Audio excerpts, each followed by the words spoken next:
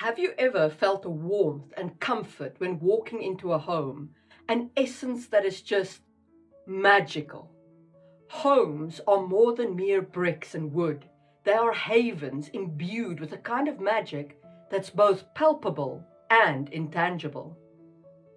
But what if that magic were real? What if power could be drawn from the emotional health of the family?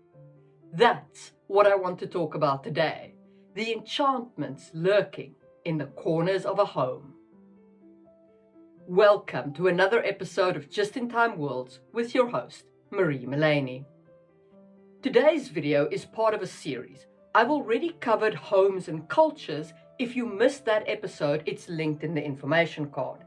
The next episode following on this one will cover religion and homes. So if you're interested in that episode, make sure to subscribe and ring the notification bell so that you know when it's released. However, if you want early access to that video, you can become a channel member right here on YouTube. That will give you early access to all of my content published sometimes weeks in advance. YouTube itself handles the payment and so on, so you will pay in your local currency and get immediate access to my member-only content. Okay, enough of that. Let's get cracking with the magic of the home. The hearth is truly the heart of the home. From a simple stone circle packed in a cave to an elaborate stove built into a wall, it is what makes a home a home. It's where warmth radiates, where meals come to life, and families gather for stories passed from one generation to the next. In a fantasy world, the hearth could serve as a magical font, a place where energy can be both replenished and conjured. The life of the family who lives in the home can feel the power of the home, and perhaps that magic can be utilized by the mage of the house. Or the hearth can serve as a ritual space for magic based on food and cooking. Maybe a mother's peanut butter and jelly sandwich really is magic. And I mean, honestly, peanut butter is magic, and if you say otherwise, you are wrong. Fight me in the comments. But a hearth without boundaries is very open to attack, and perhaps theft. And that brings us to the second critical element of homes: thresholds. Imagine standing at a doorway. You're neither in nor out. This is liminality, this in-betweenness, and that very nature makes thresholds potent with magic. We have a myriad of customs associated with thresholds. Just to name a few, ancient Romans believed it was bad luck for a bride to trip over the threshold, and that led to the carrying the bride over the threshold tradition in the West. Some Asian cultures believe you should never step on a threshold, but very carefully over it, leading to raised thresholds being built to prevent stepping on them. And of course, in a mythological sense, there are our fanged friends, vampires. According to certain laws, for example, that in Anita Blake, Vampire Hunter, vampires need permission to enter a home. In fact, in the Anita Blake verse, that invitation can be rescinded. At some point during the books, Anita rescinds Jean-Claude's invitation to enter her home, and he's quite literally forced out past her threshold. Now, in the Anita Blake books, there is no clear reason for this threshold protection.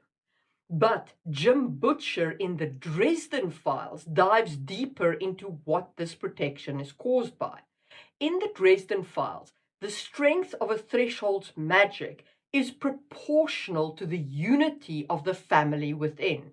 Harry Dresden lives in a rented apartment with very little home life. Hence, he has an almost non-existent threshold. On the other hand, Michael Carpenter, Knight of the Cross, has a threshold denser than Fort Knox's door. And this is because Michael has a family, kids, a lot of love, and he works on his house. The intense love and life of his family makes his threshold stronger. Now, personally, I like the Dresden Files approach much more than the Anita Blake approach, just because A, it gives a reason that the threshold exists, and B, therefore it gives a way to interfere with it and to make it better and worse. Of course, yes, the power of love is a little corny, but the power of love, when applied to family life, always makes me, at least, feel a little sentimental, and I really love that trope. And speaking of magic built on the home, if you've enjoyed this look at Hearths and Thresholds, hit the thumbs up button and let's talk about a magic system based on the home and what it offers you, the fantasy world builder. The beauty of home magic lies in its intimacy, its connection to our intense feelings towards having our own space where we can be ourselves. In a fantasy world, you can leverage that intimacy as a power source for magic. Now, this offers some amazing opportunities for conflict. For example, you could have a home that has experienced sadness be less powerful. Or if that sadness brought the family who still remains closer, perhaps their strengthened bond can make the home more powerful. The reverse could naturally occur as well. Let's say a mage overdraws on the power of the home. This could leave the family feeling irritable and tired until their love for each other has a chance to replenish the magic of the hearth. Indeed, you could go even further with the dark side of home magic. Every light casts a shadow, and the warmth and sanctity of homes are no exception. What if negative experiences within the walls of the home, betrayal, anger, loss, what if these things left an imprint, giving rise to dark energies and curses? Imagine a home where a great tragedy once occurred, and now its magic has turned malevolent. Its hearth, rather than emitting warmth, draws in all positive energies, leaving its inhabitants feeling drained and dispirited.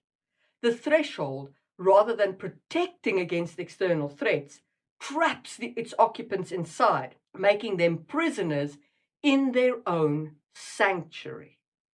Or you could have that dark magic used to create curses against other homes. These curses could be subtle. Maybe a family that resides in such a home finds itself constantly at odds and their bonds weaken day by day and hence their magic too. Or perhaps the curse could be more direct, with ghostly apparitions or malevolent entities taking up residence in the home, especially if the curse arises from an act of betrayal or vengeance. Kind of like a poltergeist, but breaking down the magic of your home and not the physical realm thereof. This dimension adds depth and provides writers with potential plot devices. A quest to cleanse a home, or the mystery behind the origins of the dark magic, can be central plot points. It also introduces the philosophical debate of nature versus nurture. Is the home shaping the nature of its inhabitants, or are its occupants responsible for the negative energies?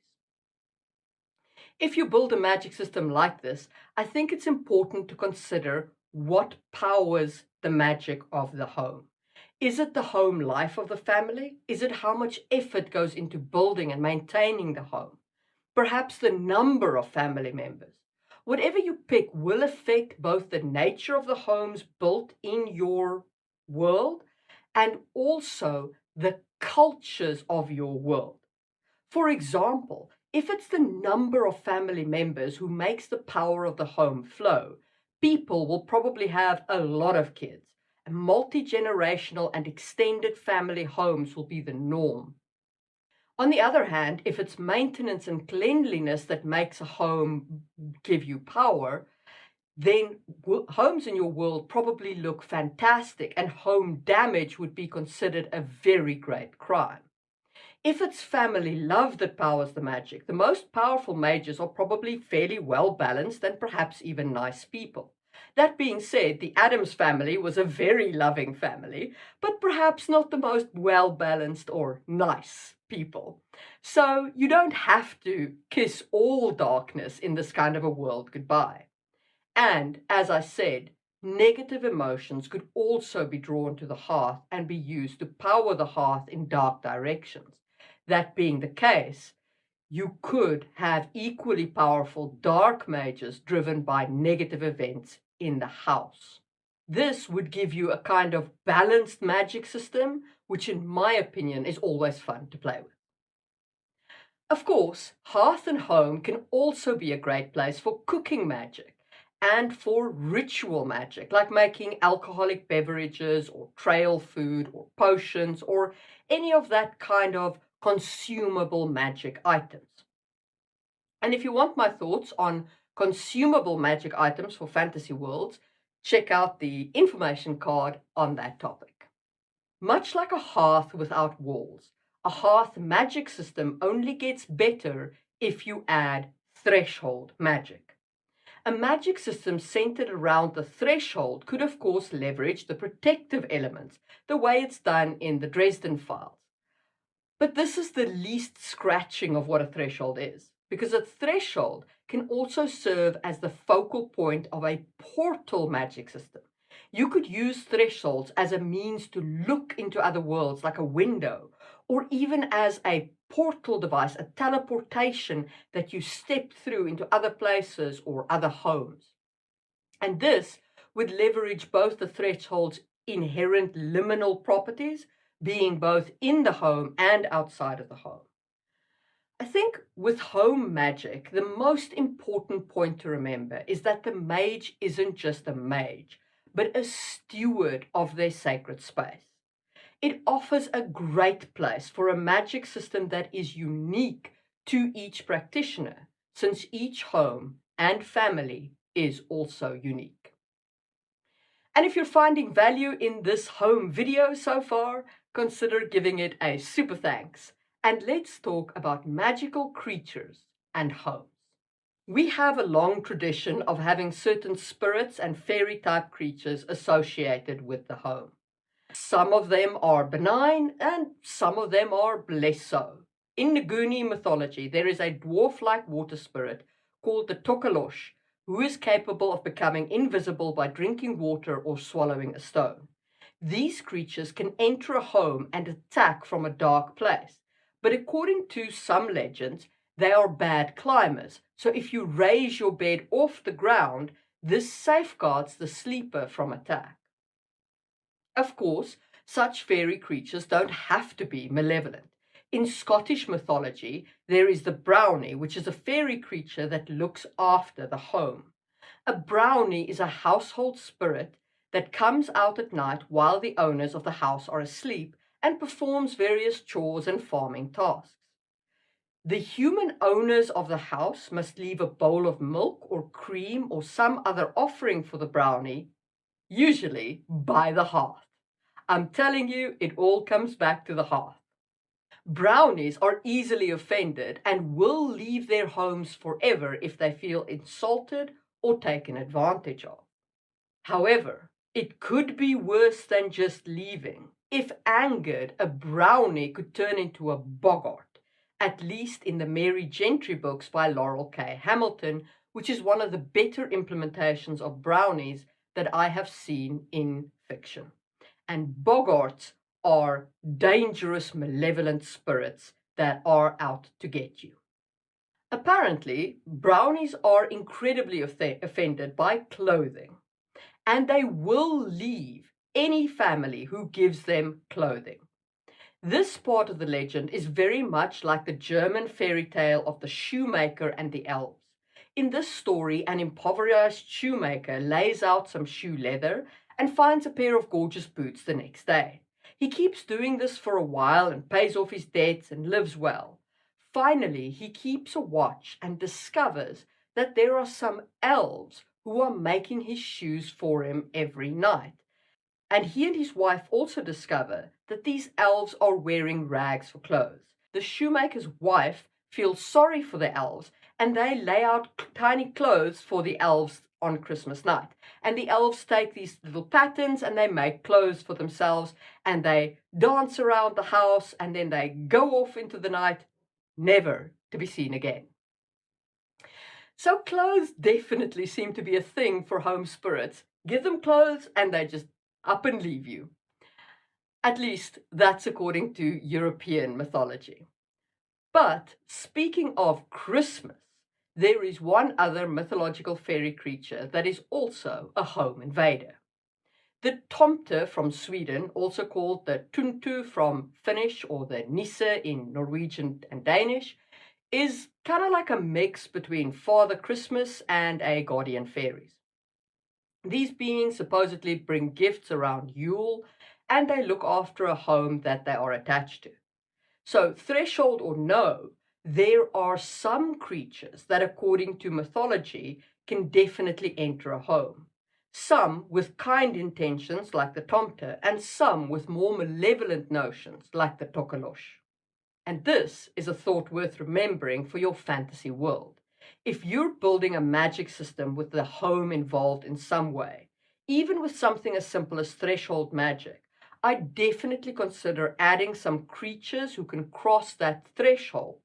I think this adds great tension and provides a fantastic point of conflict for a plot.